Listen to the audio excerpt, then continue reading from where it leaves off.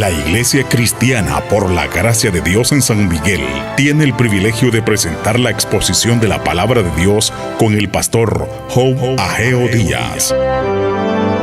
Visita nuestra página web www.iglesiacristianaporlagraciadedios.org. Puedes seguirnos en redes sociales, Facebook Iglesia Cristiana por la Gracia de Dios. Suscríbete al canal de YouTube Iglesia Cristiana por la Gracia de Dios. Solo en Jesús hay salvación.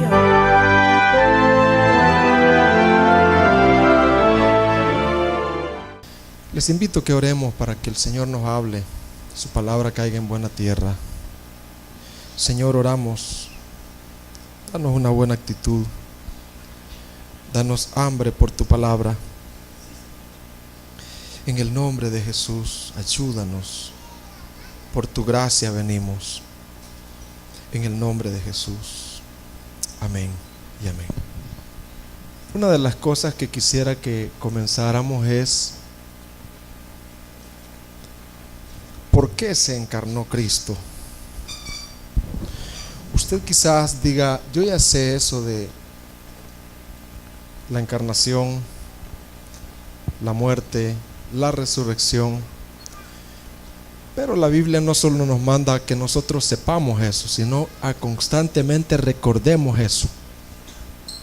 Recordemos eso, porque ese es el Evangelio. Porque las gentes alejadas de Dios se han alejado de eso, de lo básico, de lo obvio. Como dice un hermano, hay algo obvio, hay algo básico que yo voy a hacer con un periquito que compré. ¿Cuál es? Darle comida.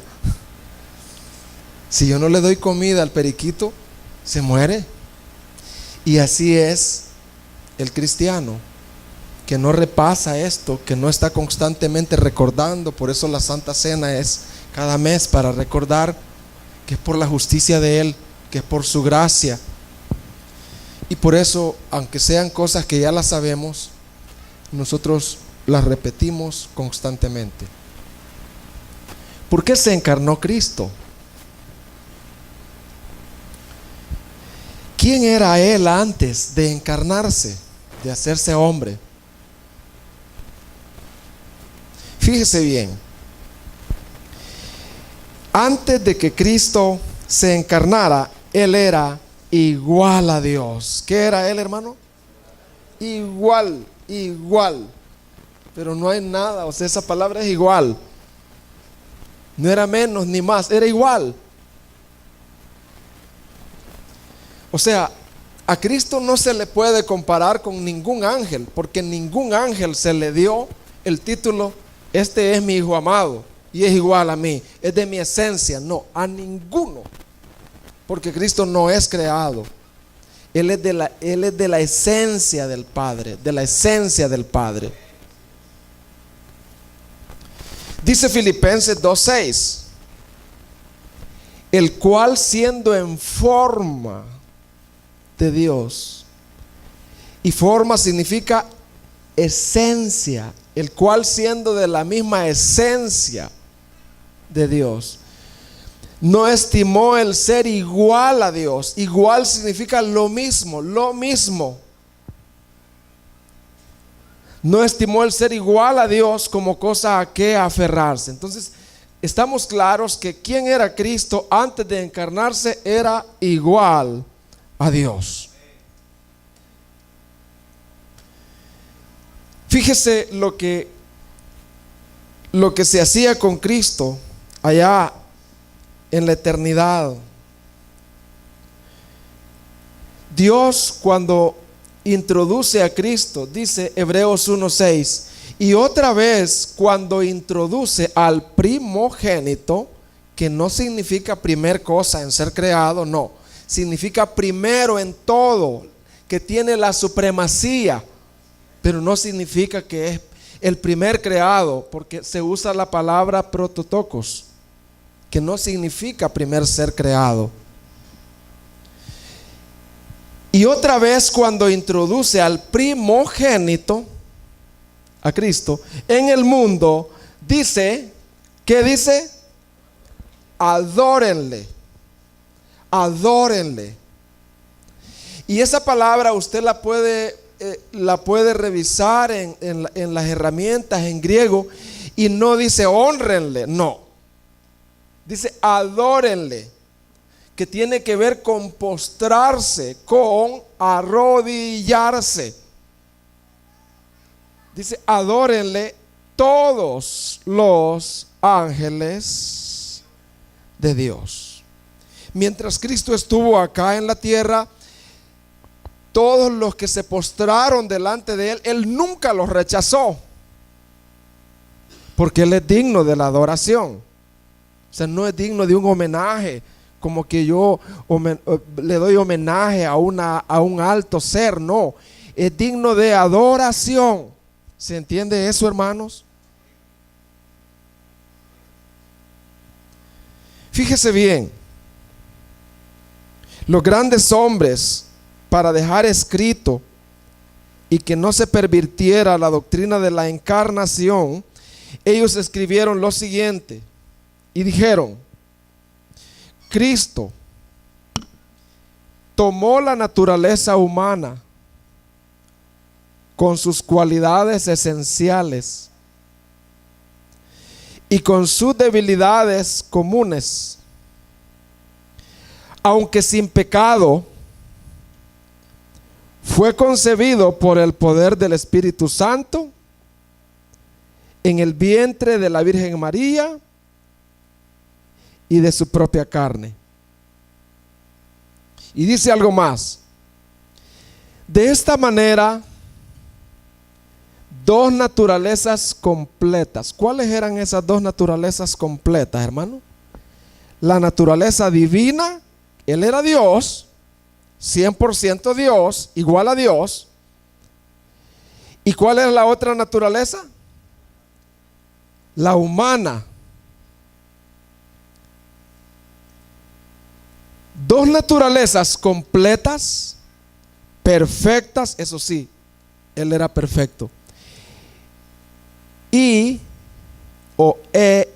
inseparablemente unidas en una persona. O sea, esas dos naturalezas, la naturaleza divina y la humana, se unieron. ¿Qué le pasó a esas dos naturalezas? Pero no se combinaron. Se unieron, pero no se combinaron. Es como que yo en un plato, dos vasos de fresco, pero cada uno está en diferente envase. Entonces, la naturaleza de Cristo, la humana y la divina, se unieron en un cuerpo, pero no se combinaron. Y sin combinarlas, ni confundirlas. Ese es un gran misterio. Mientras Cristo era un niño, Él tenía dentro de Él la naturaleza divina, era Dios. Pero Él era hombre también. Ahora, la pregunta que hacemos es: ¿de qué naturaleza es que era mamá la Virgen María? Solo de una. ¿De cuál era? De la humana. Por eso María es la madre del Jesús humano, pero no es madre de Dios. ¿Se entiende, hermano? ¿Se entiende, verdad? Porque la naturaleza divina, o sea, Dios ya era Él antes. Él no puede tener mamá. La naturaleza divina no necesitaba mamá. La que necesitaba mamá era la humana, porque estaba así es. Ese es un gran misterio, hermano. Ese es un gran misterio. Y así dice la Biblia. Ahora, la pregunta es: ¿por qué se encarnó Cristo? Preguntémonos por ahorita. Hay muchas razones por las cuales podríamos decir por las cuales Él se encarnó, pero vamos a sacar las razones esenciales. ¿Por qué se encarnó? Para revelar ¿a quién, hermanos? A Dios. Hermanos, así como uno se aleja de un familiar que se fue para Estados Unidos, pasa 1 año, 2 años, y usted se va olvidando, o era un amigo y se va olvidando y se va olvidando. Así el ser humano se fue alejando, alejando, alejando de Dios. Y ya la idea que el ser humano tenía de Dios estaba deformada.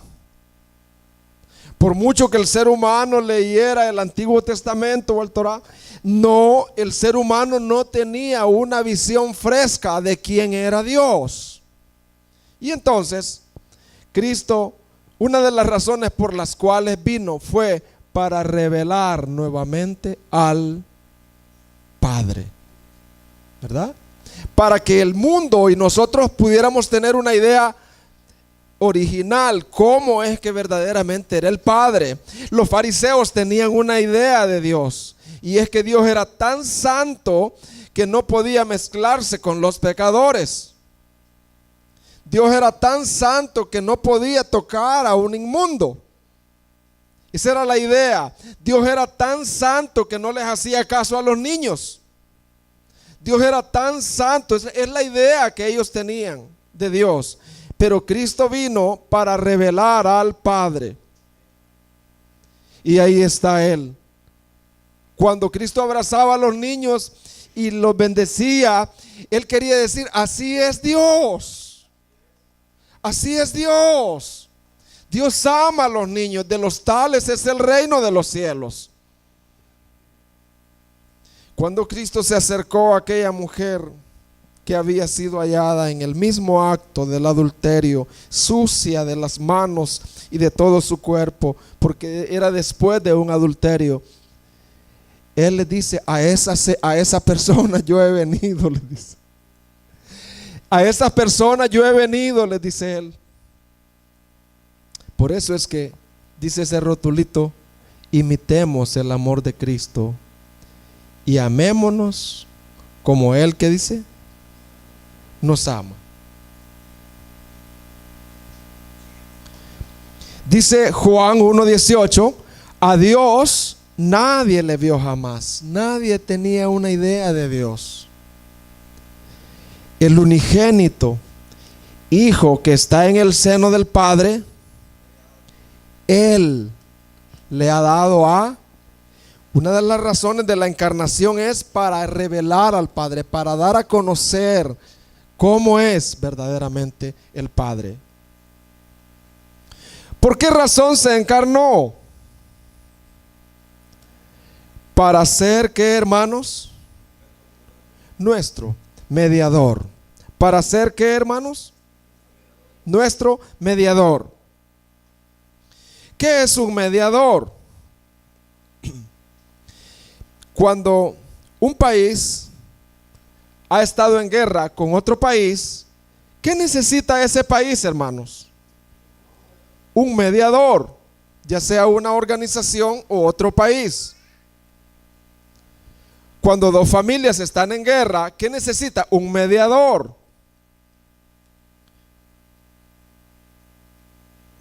Adán y Eva, incluyéndonos a nosotros, pecaron en contra de Dios. Y entonces de ahí se originó la enemistad de Dios y el hombre. El hombre no podía acercarse a Dios porque había una enemistad. Se necesitaba un mediador, no había confianza. Y entonces dice Romanos capítulo 5 versículo 12: por tanto, como el pecado entró en el mundo por un hombre, y por el pecado, ¿qué entró, hermano? O sea, la muerte no es que el hombre murió, no, el hombre se separó en el corazón de Dios. El hombre se enemistó con Dios. El hombre necesitaba un mediador, que Dios enviara a su representante. Así la muerte, esa enemistad, esa separación pasó a todos los hombres. Pasó a todos los hombres, por cuanto todos pecaron. Por eso es que hay personas que viven tan lejos de Dios, tan lejos de la palabra, tan lejos de la iglesia. Y entonces estas personas, aunque quieran, no pueden acercarse a Dios, porque su corazón está duro, es de piedra. Porque esa enemistad desde Adán ha pasado hasta nosotros. Así nacemos, amando lo que Dios aborrece y aborreciendo lo que Dios ama. Así nacemos, esa enemistad. Pero la persona, cuando esta persona sucede el milagro de que Cristo viene a su corazón, entonces esa persona, una de las cosas que hay cambios en esa persona son los deseos. Y como esa persona vuelve otra vez en amistad con Dios, uno de los primeros deseos que surge es un deseo. ¿Por qué, hermanos? Un deseo por este libro. Un deseo por oír la palabra. Un deseo por reunirse con personas que también les ha pasado lo mismo. Porque el mediador no ha venido solo en persona, sino que ha venido dentro del corazón. Primera de Timoteo 2:5 dice: porque hay un solo Dios y un solo entre Dios y los hombres, Jesucristo. Mire las características del mediador. Primero, el mediador tenía que ser Dios. ¿Qué tenía que ser el mediador? El requisito número uno del mediador, porque tenía que estar asociado con Dios, ¿verdad? El mediador, una de las características, requisitos indispensables para ser un mediador o un intermediario o un árbitro y ser declarado el mediador, Cristo como mediador, es que tenía que ser divino, 100% divino y 100% ¿qué? Hombre. Ahora hacemos la pregunta y la aplicación. ¿Reúne el apóstol Pablo, que ha sido de los grandes apóstoles, el requisito para ser un intermediario, Pablo, entre Dios y nosotros? ¿Reúne la madre de Jesús, el Jesús humano, esa característica para poder ser una mediadora entre Dios y los hombres? Porque ¿cuál es el requisito indispensable? Primero, tiene que ser Dios. Y segundo, tiene que ser divino. Bueno, no digamos ya los mediadores que en estos días están levantando en nuestro país y en los países, ¿verdad? Entonces, la gran ignorancia, porque sabemos nosotros que para ser un mediador tiene que ser 100% hombre y 100% Dios. Ese versículo es suficiente para volar cabezas, para volar argumentos, ¿verdad?, que no están basados en la palabra. Con ese versículo bien explicado, bien entendido, ¿verdad?, en el corazón, en la mente, usted tiene un fundamento para poder, contra todo argumento que se levante contra el nombre de Jesús. ¿Qué es un mediador? Es un intermediario, un árbitro. Cristo, por ser Dios y hombre, está solidarizado con los dos extremos. ¿Con qué extremos está solidarizado Cristo? Primeramente con Dios, y el otro extremo con los hombres. Por ser hombre, está más cerca de nosotros para mover nuestra confianza. Y aquí está un versículo que al final vamos a estar aplicándolo. Fíjese este versículo: acerquémonos pues confiadamente. ¿Cómo debemos de acercarnos? Dice. Fíjese bien. Cuando hay un mediador, cuando ese mediador ya vino, entonces a todos los que se acercan a Cristo, a todos los que crean en ese mediador, a los que se arrepientan, a todos ellos Dios les dice: acerquémonos. ¿Qué les dice Dios, hermanos? Acerquémonos. Podemos acercarnos confiadamente al trono de la gracia. ¿A dónde podemos acercarnos? Pues es un trono, hermanos. Pero no es el trono de justicia. No es el trono de la ley de Moisés. Es el trono de gracia, para alcanzar misericordia y hallar gracia para el oportuno socorro. Al final vamos a estar elaborando sobre eso, pero quiero dar un anticipo. Nosotros los cristianos, por pecadores, por arruinados, por miserables, por defectos que tengamos, por mucha corrupción que haya, por muchos problemas que tengamos, aun por muy alejados que estemos, quiero decirte que hay un trono que no te condena. Se llama el trono de la gracia, para el oportuno socorro. Cuando tú te levantas de mañanita con temores, con incredulidades, con incertidumbres, si Dios, dudando aún de que Dios esté a tu lado, quizás creyendo que Dios te ha abandonado, si el trono fuera de justicia, tú y yo mereceríamos ser condenados. Pero ¿sabes qué clase de trono es ese? El trono de gracia. Así que tú, seas una joven, seas un joven, seas quien seas, si crees, tú puedes acercarte al trono de la gracia. Y aun cuando no puedas orar, aun cuando las palabras que te salen son secas, Dios ve que te has acercado. Y así como el padre le oye al niño, así Dios oye a sus hijos. ¿Por qué se encarnó Cristo? Sigamos. Ya vimos dos cosas. ¿Por qué se encarnó Cristo, hermano? La primera que vimos, ¿cuál fue? ¿Para qué, hermanos? Para revelar a Dios. Segundo lugar, ¿por qué se encarnó Cristo, hermanos? Para ser nuestro mediador. Y en tercer lugar, ¿por qué se encarnó Cristo? Para vivir por nosotros. ¿Para qué, hermanos?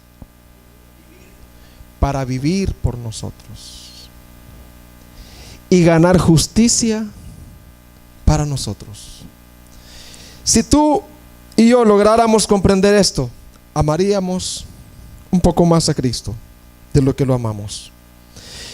Pido permiso o perdón o no sé cómo, porque yo siempre pongo algunos ejemplos que los repito y los repito, porque hay algo otros que no lo saben. Entonces son algunos ejemplos ya bastante trillados, pero el sol sale todos los días y no es trillado. Todos los días comemos arroz y es bueno. Así que no por eso vamos a decir otra vez arroz. No, el arrocito siempre es bueno, siempre que ayude. Así que para yo poder explicar esta parte que dice, ¿por qué se encarnó? Para vivir por nosotros y ganar justicia para nosotros. Fíjese bien, ese versículo después lo voy a explicar con una ilustración. Romanos 5:18 dice: así que como por la transgresión de uno. ¿Quién fue ese que transgredió, hermanos? ¿Quién fue, hermanos? Adán. Así que por la transgresión de uno, Adán fue nuestra vergüenza, hermanos. Cuando él transgredió toda esa transgresión nos la heredó, hermanos. Así que como por la transgresión de uno vino la condenación a todos los hombres, y aquí viene Cristo, mire, de la misma manera, por la justicia de uno, repitamos, por la justicia de uno, por la justicia de uno, vino a todos los hombres la justificación de vida. Fíjese bien, por Adán haber pecado, hay todas esas inclinaciones en los jóvenes, hermano, de ver cosas malas, de pensar cosas malas, de hacer cosas malas. No, por Adán haber pecado, él nos heredó esa transgresión, esa condenación que llevamos dentro. Entonces, como Adán pecó, Adán vivió, yo no sé cuántos años vivió Adán, hermanos, 630, ¿verdad? 930. 930. Toda la vida que Adán vivió, él fue enviado para que viviera una vida recta, pero Adán transgredió. Entonces, esa vida que Adán vivió y como transgredió, entonces nos manchó. Entonces, por la injusticia de Adán, por la transgresión de Adán, nosotros heredamos la corrupción y la condenación. Entonces, ¿por qué razón se encarnó Cristo, hermano?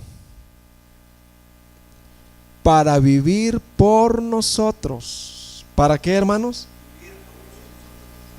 Para vivir. ¿Cuántos tiempos vivió Cristo con nosotros acá, hermanos? 33 años.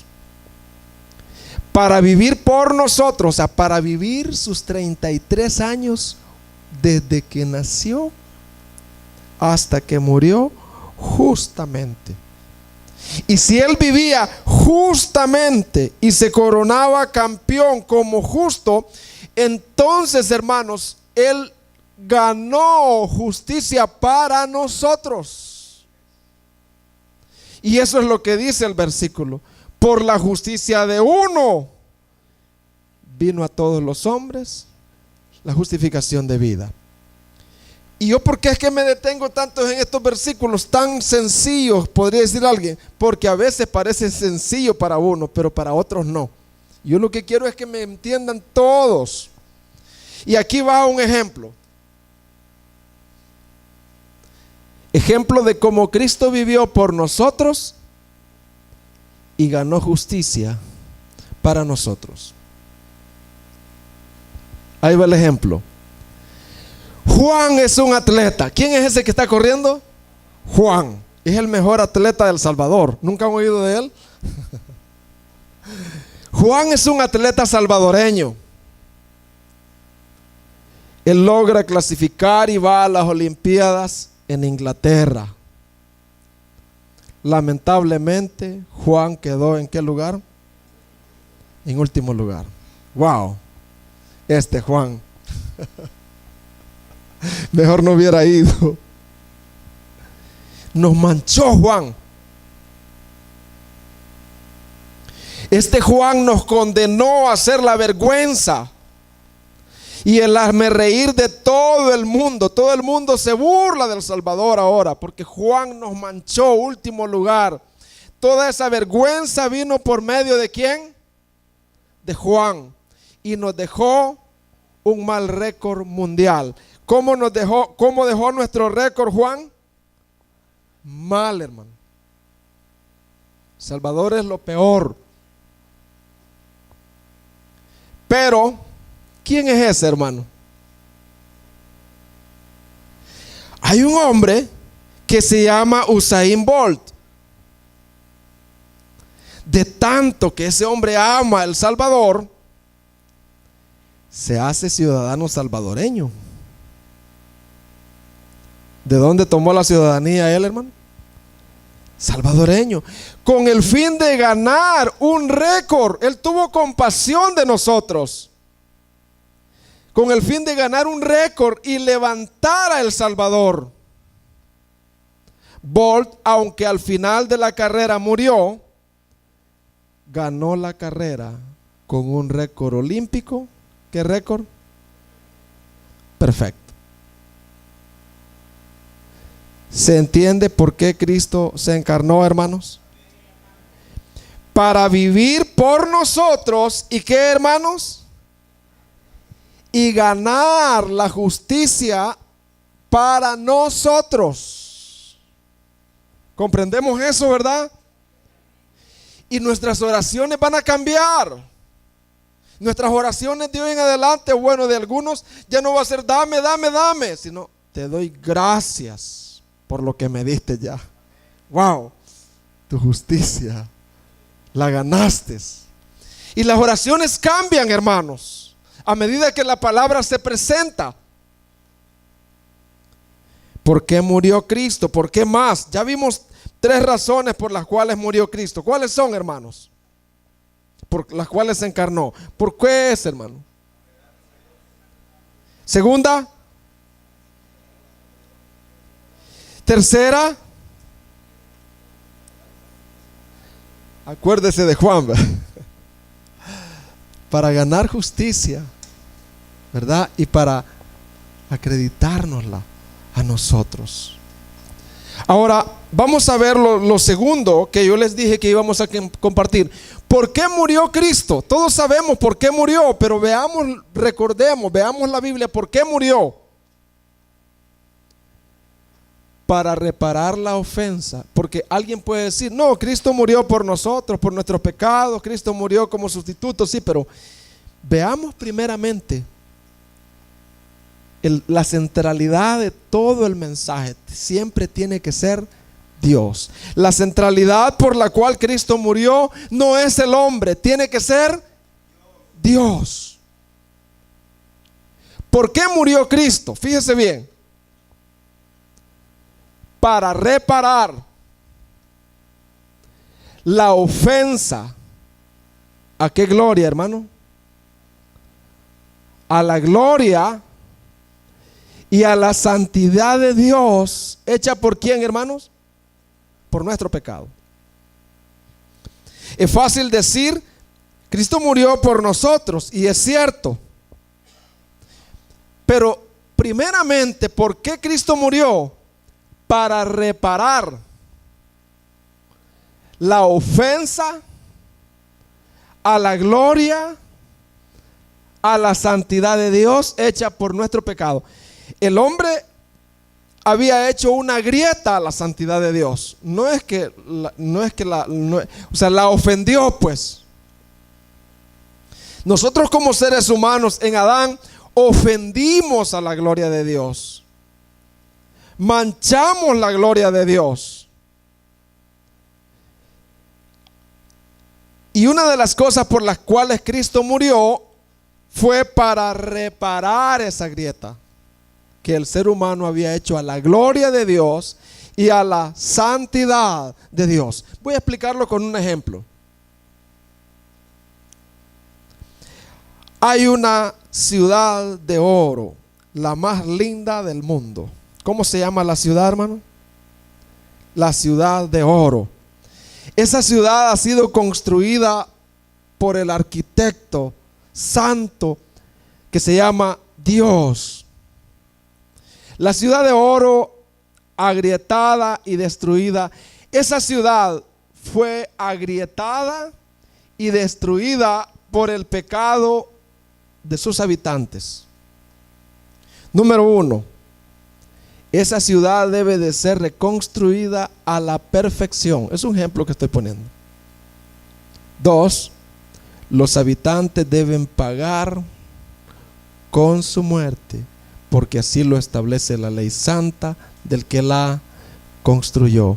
Porque la ley santa dice, porque la paga del pecado es muerte. Fíjese bien. Vamos a repasar ese ejemplo.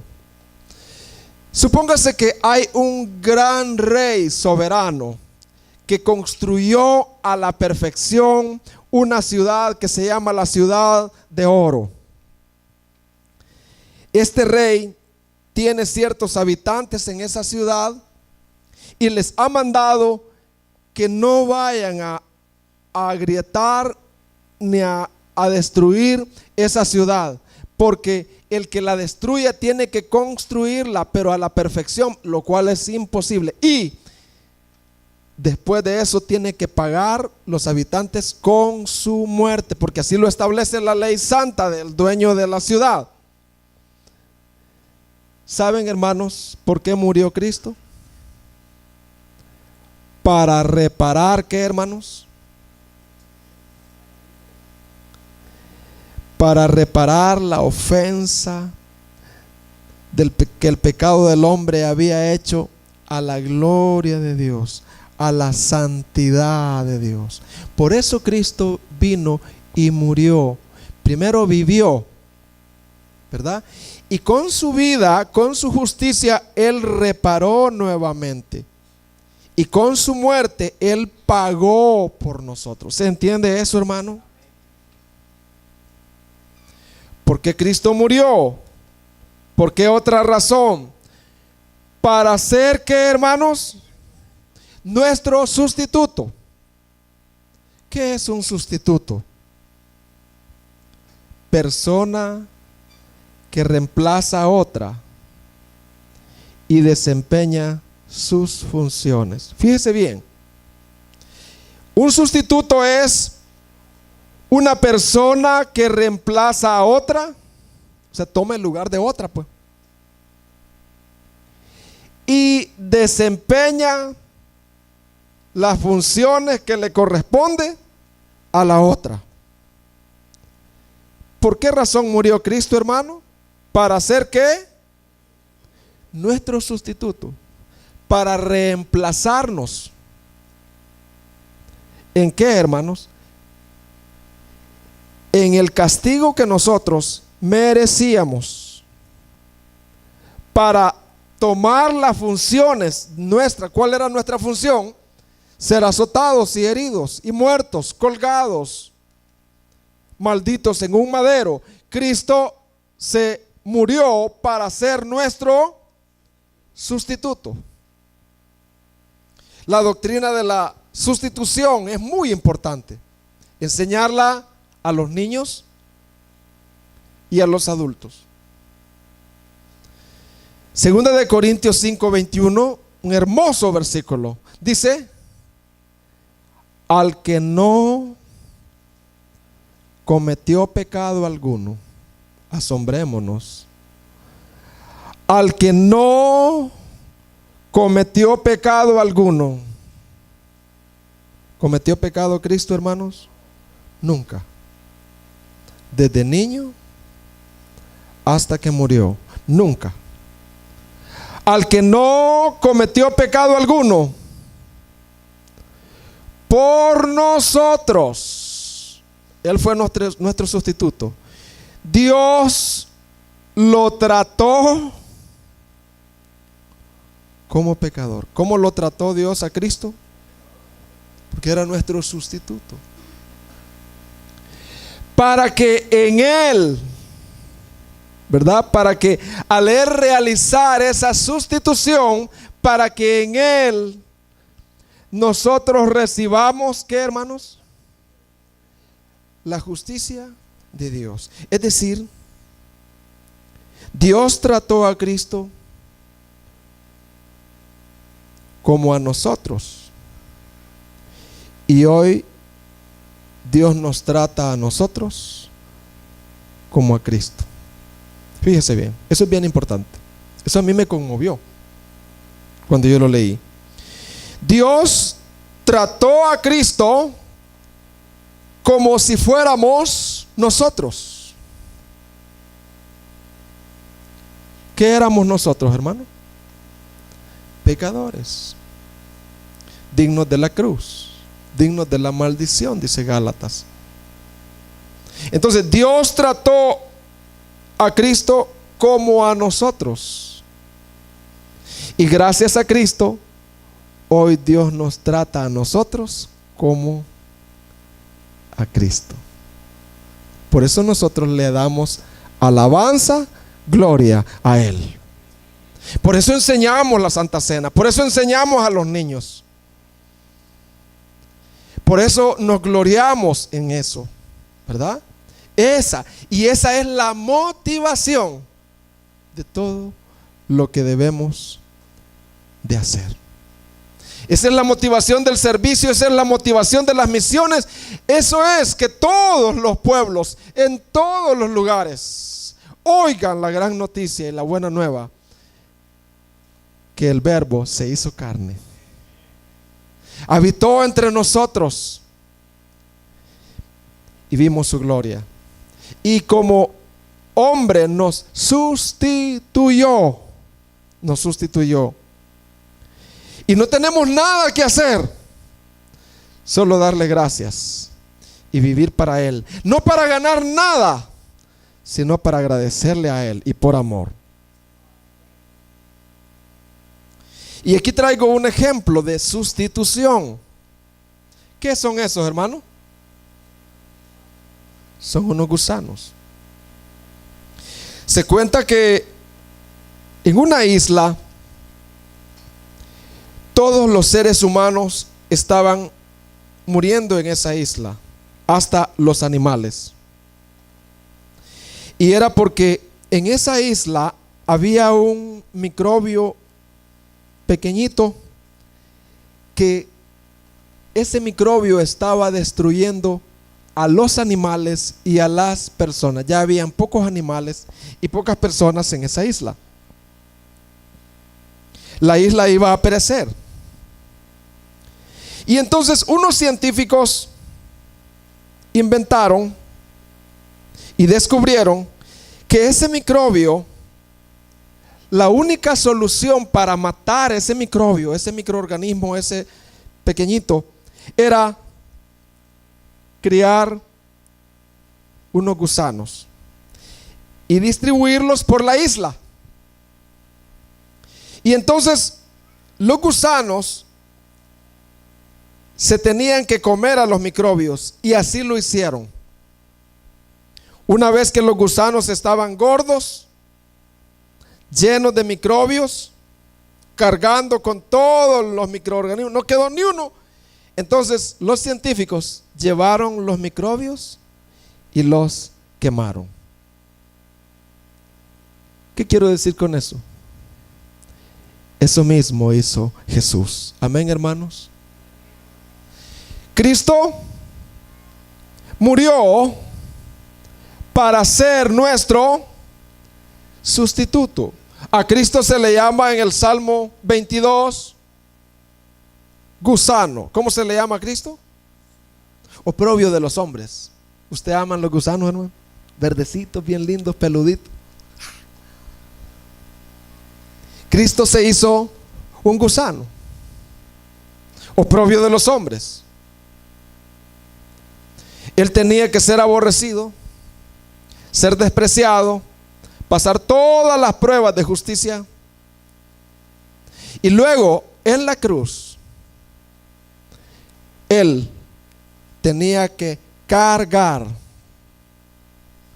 no con el pecado suyo y mío, sino con el pecado de todos los elegidos, de todas las personas que iban a ser salvas. Y entonces el Padre cargó en Cristo todos mis pecados pasados, mis pecados presentes y mis pecados futuros. Todos mis pecados pasados, presentes y futuros fueron cargados. ¿A dónde, hermano? Ya los pagó. Y si antes de morir tengo yo un mal pensamiento, ¿al cielo o al infierno? ¿A dónde me voy? Al cielo. Al infierno. Si antes de morir tengo un mal pensamiento, no lo tenía planeado, pero me vino y morí sin arrepentirme, ¿qué pasa conmigo? ¿A dónde me voy? ¿Al cielo o al infierno? Al cielo. Por supuesto. Porque si soy hijo, Él pagó por ese pecado también. ¿Entiende, hermano? Y por eso es que nosotros predicamos eso, porque la redención, la sustitución, la muerte de Cristo causa adoración. ¿Qué causa, hermanos? Adoración. Que los que tienen dones para hacer cánticos los hagan. Que los que tienen dones para cantar, para tocar, y los que aún no tenemos, que cantemos alabanzas de lo que Él ha hecho.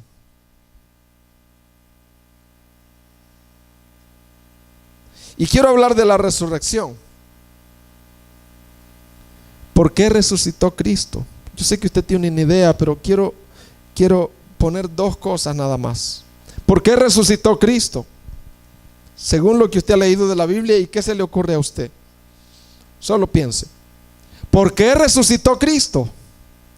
Si usted se encontrara en un debate o en el parque, o una pregunta que le hagan y le dirían, ¿por qué Cristo resucitó? Ah, es que Cristo resucitó por mí, ¿verdad?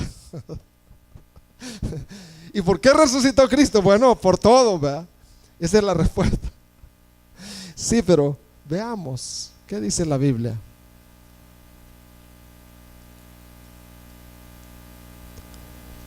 Para nuestra justificación, ¿qué, hermanos?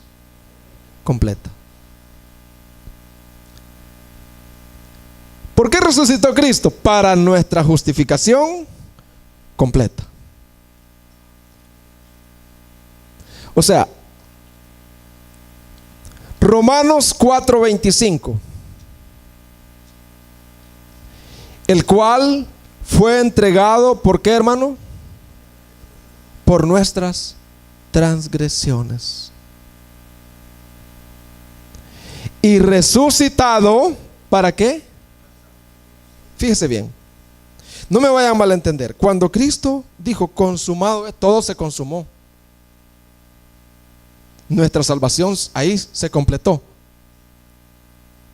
Ahí fuimos nosotros justificados, pero tenía que ser, la justificación tenía que ser ratificada. ¿Qué tenía que ser, hermano? Y si Cristo había cometido algún pecadito, pues el Padre tenía que presentar al mundo y decir, Cristo nunca pecó, así que por tal motivo yo lo levanto de los muertos. El Padre no iba a hacer falso algo. Entonces, para que la justificación se completara, o sea, se ratificara, Cristo tenía que resucitar. Miren lo que es ratificación. Ratificación, confirmación de la validez o la veracidad de algo que se ha dicho o se ha. Cristo se encarnó, vivió por nosotros. Cristo murió, nos sustituyó, nos libró, pero había que confirmar eso, la validez, y por eso Él resucitó. Otra razón por la cual Cristo resucitó es para garantizar nuestra esperanza futura. ¿Para garantizar qué, hermanos? Nuestra esperanza futura. Fíjese bien. Primera Tesalonicenses 4:14. ¿Acaso no creemos que Jesús murió y resucitó? ¿Creemos eso o no, hermano? Sí. Pero ¿cuál es la razón? Una de las razones por las cuales Él resucitó. Así también Dios, así como Cristo resucitó, así también Dios resucitará con Jesús. ¿A quiénes, hermanos? A los que han muerto en unión con Él. Entonces, dos razones por las cuales Cristo resucitó. La primera es, hermanos,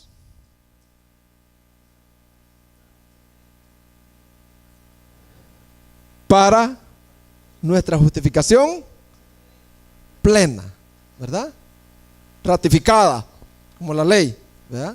La ley fue hecha, pero hay que ratificarla. Y la segunda razón es para garantizar nuestra esperanza futura. O sea, yo me voy haciendo ancianito, pero yo tengo una esperanza. Fíjate, cuando camino, me truena aquí. Hoy a ver si. Y me ve cómo me truena esto de aquí, mire. Me truena cuando subo gradas. Truena. Yo me voy haciendo ancianito. No sé si ustedes también. Pero habrá un día, hermanos, que este cuerpo corruptible se levantará. Qué vergonzoso es, hermano, el pecado que uno comete. Pero habrá un día que este cuerpo será sin pecado. Gloria a Cristo.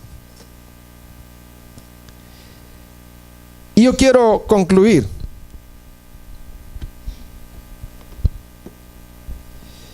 Quiero concluir, hermanos,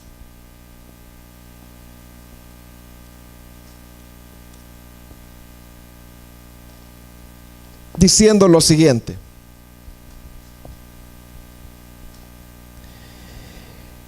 Amado hermano, el saber lo que Él era antes de encarnarse, ya lo vimos, y lo que Él se hizo al encarnarse, te pregunto, y eso, yo busco un fruto ahora de eso, ¿no surge o nacen en ti, al saber eso, deseo de amarle y de adorarle y servirle por siempre? Fíjate, quiero hablar a los jóvenes también. Al saber lo que Él era antes, Cristo era Dios, igual a Dios, adorado por los ángeles. Al saber lo que Él era antes de encarnarse y lo que Él se hizo al encarnarse, ¿no surgen o nacen en ti deseos de amarle y adorarle y servirle por siempre? Ahí está. Tú responderás en tu corazón si la enseñanza ha traído adoración. Primera de Juan 4:19 dice: nosotros le amamos a Él porque Él nos amó. O sea, cuando contemplamos quién Él era, cómo Él se encarnó, qué amor, entonces en nosotros, en el corazón de los redimidos, surgen deseos de amarle, de servirle y de serle fiel por siempre. Amén, hermanos. Eso es por lo que nos hemos reunido. Y otra, hermanos,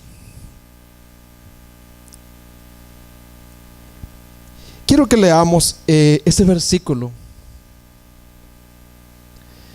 de Hebreos 4:16. Está ahí.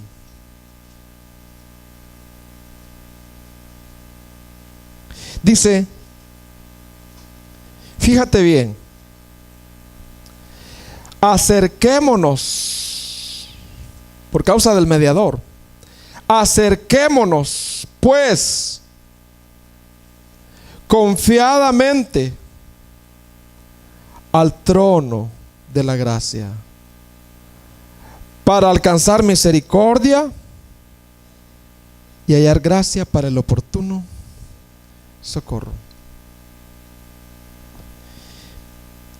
Todos aquellos de los que están acá que ya son la iglesia, yo quiero leerles un parrafito que me deleité hoy en la madrugada de Charles Spurgeon, cuando él explica ese versículo. Amada iglesia, escúchame lo que te voy a decir. Dice Charles Spurgeon: pero repito, no es un trono de justicia, y en eso radica la esperanza de nuestras súplicas lisiadas y cojas. ¿Cómo son nuestras súplicas, hermano? ¿Cómo son nuestras oraciones? Excelentes, no. Cuando nos acercamos a Dios, nos acercamos con oraciones no excelentes, hermano. Están lisiadas y cojas. Así dice Charles Spurgeon. Y así todas las aflicciones del peticionario serán recibidas con compasión. Fíjese, dice Charles Spurgeon, todas las peticiones del peticionario, gracias a ese trono de gracia, son recibidas con compasión.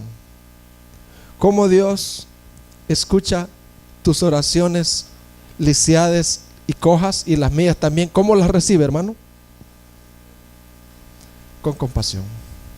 ¿Te alegra eso? A mí me alegra, me da esperanza.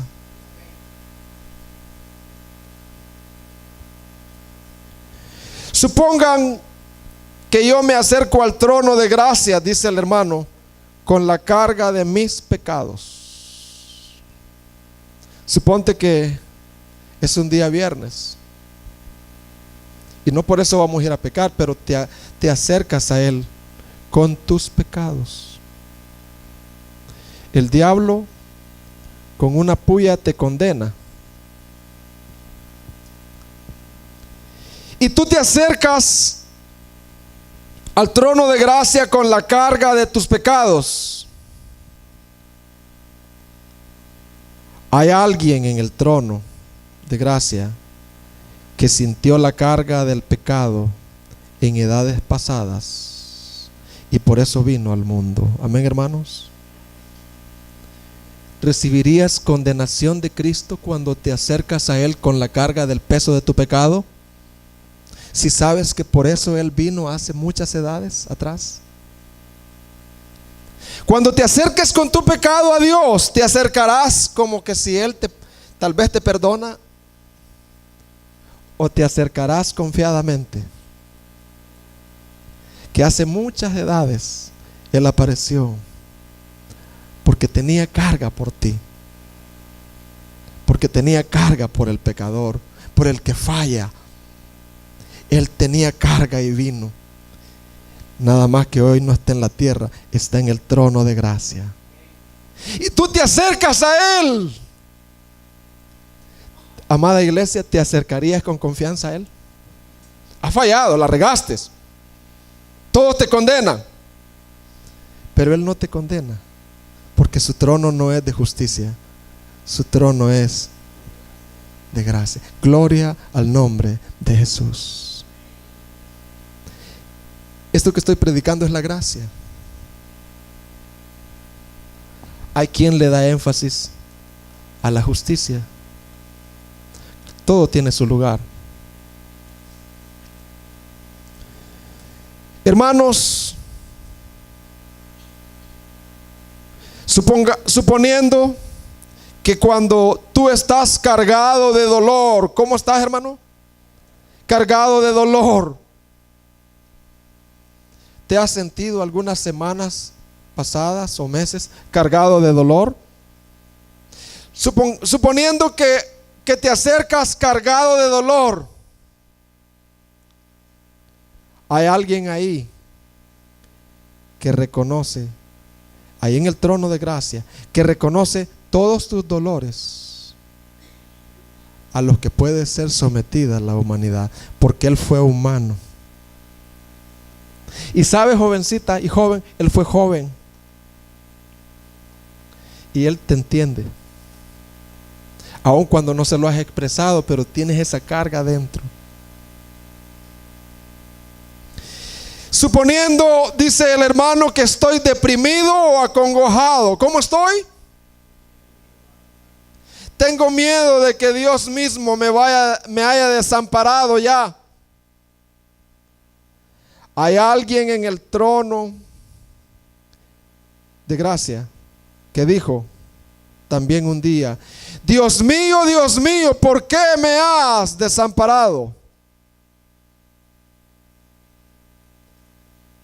Es un trono desde el cual la gracia se deleita cuando mira con ojos de ternura el abatimiento de los hombres para considerarlos y aliviarlos. Gloria al nombre de Cristo.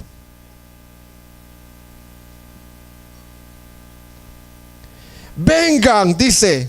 Entonces, vengan entonces ustedes, que no solamente son pobres, sino despreciables, y cuyas calamidades los conducen a anhelar la muerte, el suicidio. Vengan a Cristo.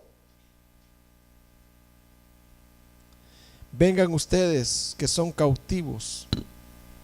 Vengan con sus cadenas. Ustedes que son esclavos, vengan con los grilletes en su alma. Ustedes que moran en tinieblas, salgan con sus ojos vendados, tal como están. Y mire qué hermoso. El trono de gracia los mirará a ustedes. Si ustedes no pueden mirarlo, y llenará sus manos, aunque ustedes no tengan nada que dar a cambio. Y los librará, aunque ustedes no puedan ni levantar un dedo para librarse por ustedes mismos. Gloria al nombre de Cristo. Quiero que la iglesia ame a Cristo, lo respete, lo admire, lo adore.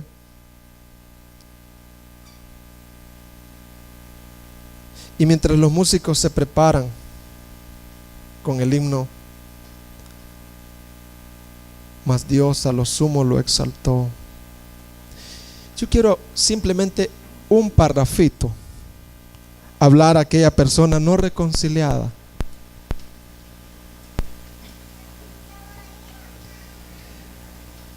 Aquella persona que está lejos de Dios, que no está reconciliada. Mira lo que dice. Mira, por favor. Al querido pecador no reconciliado. A ustedes, pecadores. Pero ahora voy a decir esto a todos los pecadores. Aunque se consideren los peores pecadores que hayan vivido jamás, clamen al Señor y búsquenlo mientras puede ser hallado. Un trono de gracia es un lugar adecuado para ustedes. Pónganse de rodillas y por siempre, por simple fe, vayan al Salvador, pues Él es quien es el trono de gracia. Es Él que Dios puede dispensar gracia para los más culpables de la humanidad. Bendito sea Dios. Ni las fallas de la oración y ni siquiera del suplicante dejarán fuera nuestras peticiones del Dios que se deleita en corazones contritos y humillados. Gloria al nombre de Jesús.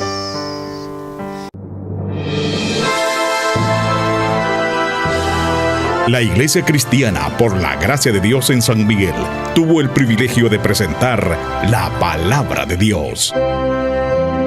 Estamos ubicados en calle Hermanos Marista, pasaje Azucenas, número 36, Colonia Ciudad Jardín, San Miguel, al interior de la Escuela Cristiana Oasis. Para mayor información, puedes contactarnos a los teléfonos 2660-5494 o al celular 7516-8322. Visita nuestra página web www.iglesiacristianaporlagraciadedios.org. Puedes seguirnos en redes sociales, Facebook, Iglesia Cristiana por la Gracia de Dios. Suscríbete al canal de YouTube, Iglesia Cristiana por la Gracia de Dios. Solo en Jesús hay salvación.